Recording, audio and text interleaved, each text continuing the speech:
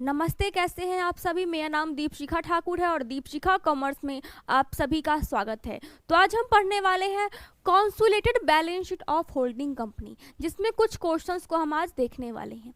सबसे पहले हमने होल्डिंग कंपनी के बारे में क्या क्या जानकारी ली थी, इसको हम देखेंगे। तो होल्डिंग कंपनी आखिर होती क्या है? तो ऐसी कंपनी जो कि अपने ही जैसे दूसरी कंपनी के 51 शेयर्स को क्या करती है, परचेज कर लेती है और उसकी क्या बन जाती है, उसकी बन जाती है पेरेंट कंपनी। उसकी पेरेंट कंपनी बन जाती है, जो कि स्टैंडर्ड हमारा जो AS21 है, हमारा अकाउंटिंग स्टैंडर्ड, उसमें AS21 में इसके बारे में अच्छे से डिफाइन किया हुआ है। तो इसके तहत क्या होता है, ये जो होल्डिंग कंपनी होती है वो अपने जैसे दूसरे कंपनी पे क्या करती है, सत्ता स्थापित करती है, उसकी एक पेरेंट्स कंपनी बन जाती है। उसके संबंधित सारे डिसीजन जो होता है वो एक होल्डिंग कंपनी ही लेती है। और जो सब्सिडरी कंपनी होती है, यानी जिस पे कब्जा हुआ है, जो पेरेंट्स कंपनी इसकी है, उसकी जो कंपनी हुई सूत्रधारी कंपनी है ये, और वो क्या है, सहायक कंपनी। तो उसको क्या होता है, उसको हम बोलते हैं डॉटर कंपनी। डॉटर कंपनी के भी हम समझ सकते हैं ऐसे करके। तो अब ये जो होल्डिंग कंपनी है वो क्या चाहती है, वो चाहती है कि जब मैंने अपने ही जैसे दूसरे कंपनी पे क्या किया, 51 शेयर्स परचेज करके यहाँ पे इन्वेस्टमेंट किए हैं, तो आखिर मेरा जो फाइनेंशियल स्टेटमेंट है उसकी स्थिति क्या है, उसका क्या यहाँ पे पोजीशन है, ताकि मैं जान सकूं कि हाँ मेरी बिजनेस का कितना प्रॉफिट हो रहा है, कितना लॉस हो रहा है, वो अच्छे से चल रही है कि नहीं चल रही है। इसके लिए यहाँ पे क्या करती है, बिजनेस करने में कंपनी, होल्डिंग कंपनी क्या करती है, यहाँ पे एक कंसोलिडेटेड बैलेंस शीट बनाते हैं, जिसको हम कह सकते हैं कि ये कंबाइंड बिजनेस है। एक कंबाइंड बिजनेस है, कंबाइंड बैलेंस शीट होता है, दोनों बिजनेस को मिला करके एक बैलेंस शीट, एक आर्थिक चिट्ठा यहाँ पे बनाया जाएगा। ठीक है। अब ये फाइनेंशियल स्टेटमेंट के लिए क्या होगा, कंपनी क्या करेगी, सबसे पहले तो यहाँ पे दो कंपनी है, यहाँ पे क्या है, दो कंपनी। अब जो दो कंपनी है इसमें क्या होगा, एक फर्स्ट होगा हमारा होल्डिंग, सेकंड क्या होगा हमारा सब्सिडी, जिसको हम पेरेंट्स और डॉटर कंपनी भी बोल सकते हैं। तो यहाँ पे इसने इसके 51% शेयर्स परचेस किए हैं, पर ये कैसे जानेगा कि मेरी फाइनेंशियल कंडीशन क्या हो रही है, मेरा प्रॉफिट लॉस क्या हो रहा है। इसके लिए कंबाइंड यहाँ पे क्या बनेगा, यहाँ पे कंबाइंड बनेगा, यहाँ पे कंसोलिडेटेड बैलेंस शीट। ठीक है। अब यहाँ पे जो बैलेंस शीट बनेगा उसमें कुछ एसेट्स होंगे और यहाँ पे क्या होगी, यहाँ पे होगी लायबिलिटी। इसके भी एसेट्स होंगे, इसके भी होगी क्या, लायबिलिटी। अब इन दोनों का एसेट्स और लायबिलिटीज को मिक्स करके एक क्या बनेगा, बैलेंस शीट। क्योंकि इसको अगर दोनों कंपनी का पोजीशन जानना है तो एक बैलेंस शीट से तो होगा नहीं, दोनों का बैलेंस शीट चाहिए होगा। दोनों के बैलेंस शीट को मिक्स करके क्या बनेगा, यहाँ पे एक कंसोलिडेटेड बैलेंस शीट बनेगा।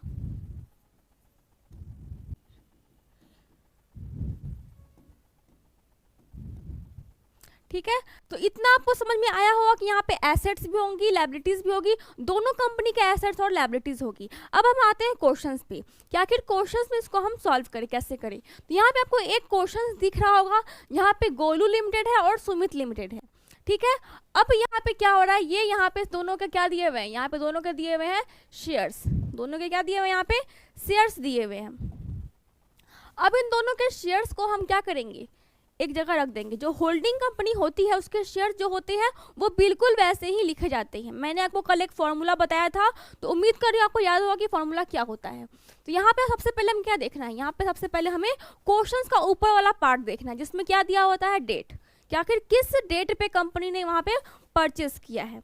उसके बाद हम नेक्स्ट क्या देखेंगे, यहाँ पे क्वेश्चंस में कुछ दिया हुआ है इन्वेस्टमेंट। अगर इन्वेस्टमेंट नहीं दिया हुआ है, सबसे पहले हमारा जो मेन मोटिव होता है वो इन्वेस्टमेंट को ढूंढना होता है, क्योंकि इन्वेस्टमेंट में ही तो कंपनी क्या करती है, दूसरे कंपनी में इन्वेस्ट करती है। आखिर उसने 51% शेयर परचेस किए हैं, या फिर 60%, या फिर 70%, या फिर 80%, या फिर 100 के 100%। तो इसकी जानकारी हमें क्वेश्चंस में मिलेगी। अब हम देखते हैं यहाँ पे कंपनी ने क्या किया, यहाँ पे लिखा होगा 1 अप्रैल 2021 को गोलू लिमिटेड ने क्या किया, एक्वायर कर लिया 80% शेयर्स, और जिसका रेशियो कितना था, 15% पर शेयर्स, 15 रुपीज़ का पर शेयर्स, ईच शेयर्स इसने यहाँ पे एक्वायर कर लिया। अब इसने यहाँ पे सबसे पहले हम आते हैं अब इसके शेयर कैपिटल पे कि आखिर जो गोलू लिमिटेड है इसका शेयर कैपिटल है कितना। तो क्योंकि ये क्या है, ये हमारा होल्डिंग कंपनी है, पेरेंट कंपनी है और ये डॉटर कंपनी है। अब यहाँ पे क्या है, शेयर कैपिटल में कितना है यहाँ पे 1200 जो कि 10 रुपये के ईच से है। अब जो गोलू लिमिटेड है उसने क्या किया, इसको परचेस किया। इसका शेयर्स कितना है 5000 का, कितना है 5000 का। अच्छे से समझना है, आराम से स्टेप बाय समझेंगे हम। 5000 का शेयर्स है 10 रुपये, यानी कितने शेयर्स हुए 500 शेयर्स हुए। और यहाँ पे क्या लिखा हुआ है 80% शेयर्स गोलू लिमिटेड ने परचेस कर चुकी हैं। तो 5000 का 80% क्या होगा, सबसे पहले हम शेयर्स निकालेंगे। तो यहाँ पे 5000 का कितना होगा 80%, कितना होगा 4000, ठीक है। तो इतना हो गया यहाँ पे 5000 का 80% 4000, इसने इतना शेयर्स यहाँ पे परचेस किया है। अब नेक्स्ट आते हैं हम इसके देखने पे कि आखिर इसने कितना यहाँ पे कितने रुपए से यहाँ पे इसको परचेस किया है। तो इसने 4000 शेयर्स को कितने रुपए से किया 15 रुपए से, यानी कितना हो गया यहाँ पे हो गया 6000 रुपए से इसने क्या किया परचेस किया। अब आते हैं हम इसके क्वेश्चन से वापस से ऊपर पे, यानी यहाँ पे क्या हो गया, यहाँ पे हमने यहाँ पे जो भी मिला था यहाँ पे डिस्क्रिप्शन उसको फॉलो करके यहाँ पे हमने अमाउंट निकाल लिया। अब मैंने आपको यहाँ पे एक कैलकुलेशन बताया था किसका, गुडविल और कैपिटल रिजर्व का। अगर आप इसको फॉलो करते तो आपके लिए ये चैप्टर बहुत ईजी बन जाने वाला है। सबसे पहले हम क्या करेंगे, यहाँ पे कैलकुलेशन करते हैं, calculation of goodwill and capital reserve, यानी यही दो मेन चीज होता है जिसको हमें निकालना है कि आखिर उसने ज्यादा पेमेंट किया या फिर कम पेमेंट किया। सबसे पहले क्या था यहाँ पे हमारा परचेज प्राइस, अमाउंट कितना है 6000 रुपये। अब आते हैं हम इसके शेयर कैपिटल पे, माइनस करेंगे शेयर कैपिटल। तो शेयर कैपिटल कितना है इसका 5000 है, लेकिन हमने कितना परसेंट परचेस किया है, हमने सिर्फ 80% परचेस किया है, यानी यहाँ पे कितना होगा 4000 होगा। हमने शेयर कैपिटल कितना परचेस किया है, ये एच लिमिटेड का होगा यहाँ पे, sorry Golu limited, Golu limited हो गया यहाँ पे, क्योंकि ये गोलू लिमिटेड ने क्या किया यहाँ पे अमाउंट परचेस किया है। अब शेयर कैपिटल किसका होगा यहाँ पे सुमित लिमिटेड का। तो कितना शेयर कैपिटल इसने परचेस किया 4000, इसको इनर कॉलम में हम लिख देंगे 4000, ठीक है। उसके बाद क्या आता है हमारा क्वेश्चंस में दिया हुआ है कि आखिर इसने कितना इसका सरप्लस है, कितना इसका प्रॉफिट लॉस है, क्योंकि profit loss surplus capital reserve ये सब हम क्या डालते हैं यहाँ पे माइनस करते हैं। उसके बाद आता है यहाँ पे क्या सरप्लस, तो यहाँ पे प्रॉफिट लॉस और सरप्लस,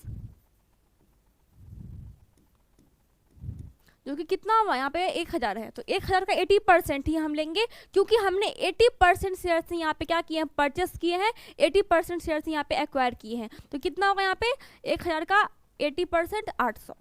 अब क्या करेंगे हम इसको यहाँ पे ऐड कर देंगे और इसके बाद माइनस कहाँ से करेंगे 6000 से, कितना हुआ 448 रुपये यहाँ पे हो गया। तो कितना बच गया हमारे पास 1200।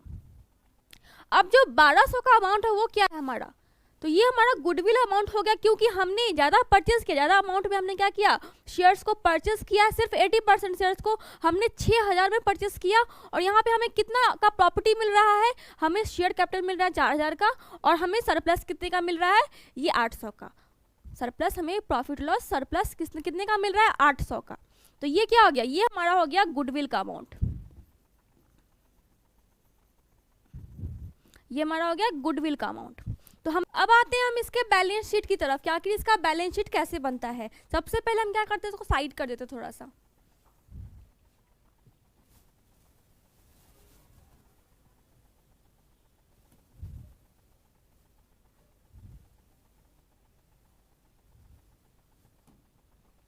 ठीक है। अब देखते हैं हम क्या क्या बैलेंस शीट बनेगा कैसे। यहाँ पे क्या लिखेंगे हेडिंग कंसोलिडेटेड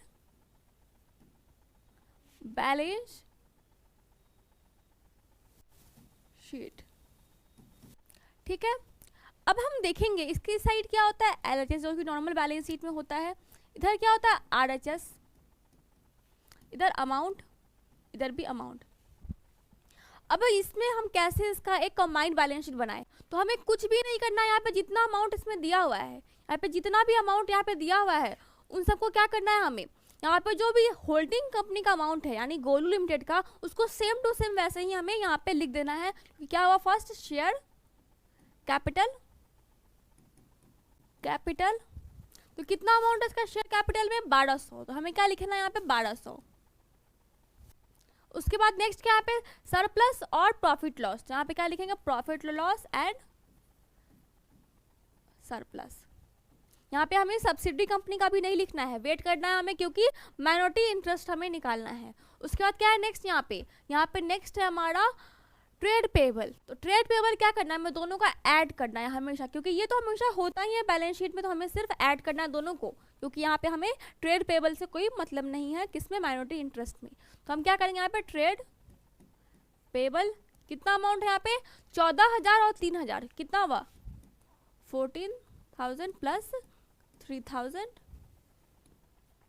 17,000। इसका अमाउंट छूट गया ऊपर वाले का, कितना था 2,500 रुपया। अब आते हैं नेक्स्ट, हमारा क्या है, हमारा ये लायबिलिटी साइड कंप्लीट हो गया। अब आते हैं हम यहाँ पे एसेट साइड में। एसेट साइड कितना है यहाँ पे, फिक्स एसेट हमारा कितना, फिक्स एसेट हमारा 10,000 और यहाँ पे कितना है 6,000। हमें दोनों का क्या करना है, ऐड करना है। तो ऐड करके हम यहाँ पे लिखते हैं 16,000 क्या है हमारा एसेट्स, जो कि कितना है फिक्स एसेट्स है।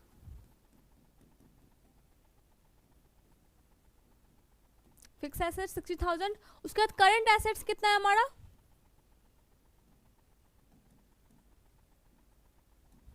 करंट एसेट्स हमारा 11,500 और 2,000, तो कितना हुआ यहाँ पे 13,500।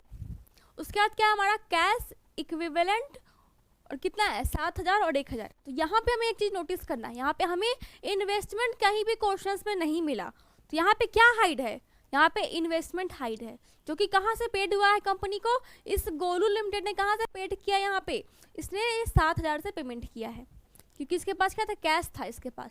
तो इसने यहाँ पे 6,000 का परचेस किया, यहाँ पे 6,000 का क्या किया है, यहाँ पे शेयर्स परचेस किया है 6,000, तो इसमें क्या होगा 1,000 से यहाँ पे आएगा। तो कितना अमाउंट होगा यहाँ पे, इसका 1,000 और इसका 1,000, तो कितना होगा यहाँ पे कैश इक्विवेलेंट 2,000। तो ये अमाउंट यहाँ पे हमने लिख दिया। अब कुछ यहाँ पे बच रहा है लिखने को, हाँ क्या हमारा गुडविल का अमाउंट कितना था 1,200, यहाँ पे क्या लिखेंगे गुडविल, गुडविल कितना है हमारा 1,200। अब हम देखते हैं कि आखिर अब इसमें क्या बच गया, तो यहाँ पे बच गया हमारा माइनॉरिटी इंटरेस्ट, माइनॉरिटी इंटरेस्ट। तो अब ये कैसे निकलता है, तो आपने देखा होगा यहाँ पे हमने क्या किया, यहाँ पे हमने 5,000 में से कितने शेयर्स परचेज किए थे, यहाँ पे 4,000, जिसका हमने यहाँ पे कैलकुलेशन डाल करके यहाँ पे अमाउंट निकाला 1,200 रुपया। और इसमें से कितना अमाउंट हमने लिया था 8,000 में से 800, सॉरी 1,000 में से 800 हमने लिया था, तो कितना बच गया 200 रुपये बच गया। तो टोटल अमाउंट कितना यहाँ पे बचा 1,000, 5,000 में से 1,000 और यहाँ पे बचा यहाँ पे 200, कितना हो गया यहाँ पे हो गया 1,200। अब 1,200 का अमाउंट हम कहाँ डालेंगे, तो हम डालेंगे यहाँ पे माइनॉरिटी इंटरेस्ट में 1,200, यानी हमें कुछ भी नहीं करना, जो अमाउंट बच गया वो माइनॉरिटी इंटरेस्ट हो गया, जो हमारा अमाउंट यहाँ पे परचेस हुआ उसमें से माइनस करके गुडविल और यहाँ पे कैपिटल रिजर्व निकल गया, यानी कुछ भी नहीं है इस चैप्टर में। बहुत इजी है, बहुत सिंपल है। अब क्या करेंगे, हम इसको ऐड कर देते हैं।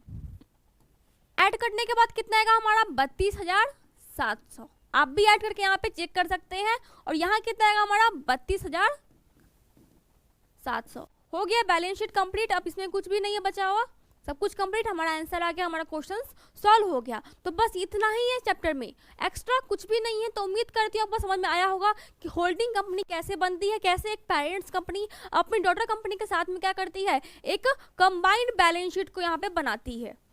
तो थैंक यू, आज के लिए बस इतना ही।